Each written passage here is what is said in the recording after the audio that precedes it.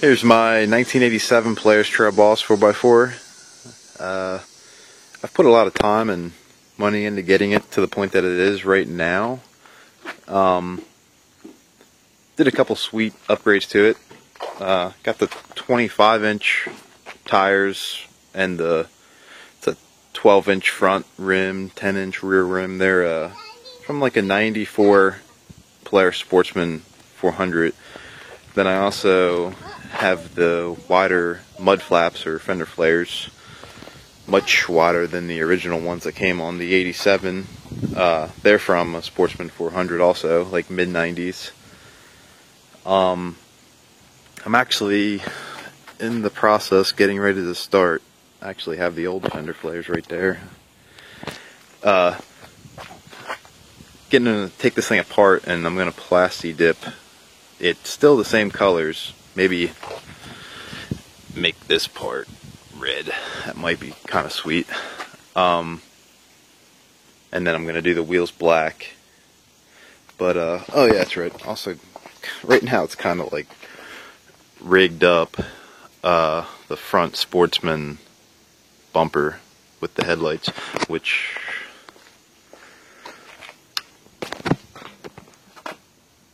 they,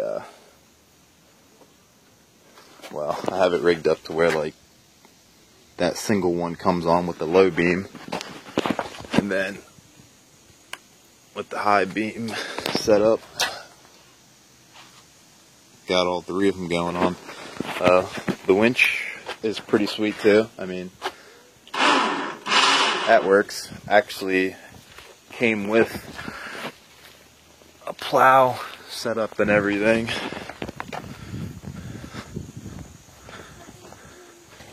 It's a fully adjustable plow also, so that's pretty sweet also. I picked this thing up for $600 last year, and like I said, I have put a lot of time into this. I mean, this is a pretty old machine. I also have the Polaris emblems that go in there. They were sitting on the plow. But yeah, I'm going to clean this thing up, and I'm going to try to plasti dip this to the best of my abilities. And hopefully it'll last, because I've seen some videos of really poor prep work and the plasti dip just kind of peeled off and blew off with a high pressure washer, and I've seen some other videos of it done right and it lasted until the person was really ready to just take it off. Also had to do some engine work to this thing. At this point, this is running pretty sweet. I'm going to choke it. It is cold. I haven't really started it up. It's not really cold outside. I mean, it's probably like 70 degrees, but it's like a 1 or 2 pull start every single time.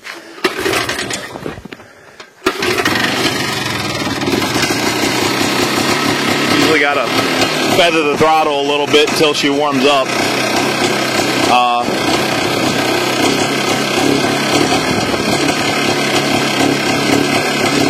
The starter does